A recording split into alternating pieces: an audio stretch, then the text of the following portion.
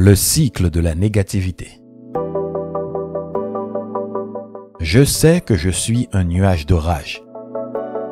Je sens arriver ce segment au cours du mois, ce changement où mon monde prend une teinte plus sombre et où la négativité envahit tout.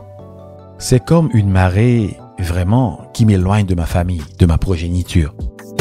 Je me retire, pas seulement physiquement, mais aussi émotionnellement, complètement. Je vois la blessure dans leurs yeux, la façon dont ils essaient de tendre la main pour ne rien trouver. Et une partie de moi, une partie froide, pense, ils s'en remettront.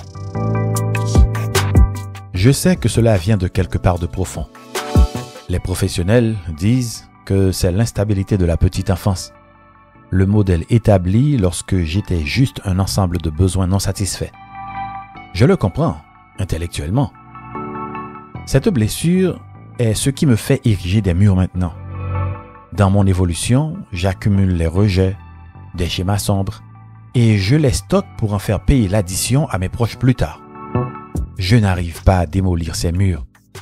Je regarde ma vie, mes actions, et je hausse les épaules. Je me dis, j'ai toujours été comme ça. Je ne changerai pas. C'est une étrange forme de loyauté. Je trouve du réconfort dans la douleur familière. J'honore même la brisure de mon passé. Oncle X a survécu en vivant comme ça. Marmonne-je pour moi-même. Tante Y était indisponible émotionnellement et elle s'en est sortie. C'est une façon de dire, cette douleur est mon héritage. C'est ce qui me rend fort. Je sais que ce n'est pas la voie du succès, mais j'y persiste. Je connais la vérité cependant. Cette façon de penser, cette insistance sur le chemin amer et éprouvé, est une prophétie autoréalisatrice. Mais si quelqu'un me demande d'arrêter, de faire une pause et de me demander « Pourquoi n'essaies-tu pas la voie contraire ?» Une résistance farouche monte en moi. Je m'entête, même si je sais que mon comportement finira par dynamiter le progrès et le respect de mes proches.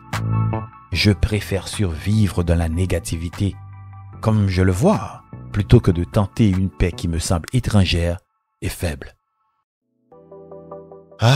Entre-temps, je souris aux étrangers. Je leur apporte aide et réconfort, bien qu'après, je redeviens maussade.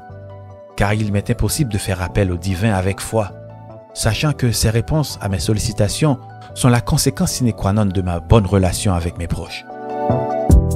Je sais que mes proches ont besoin de moi.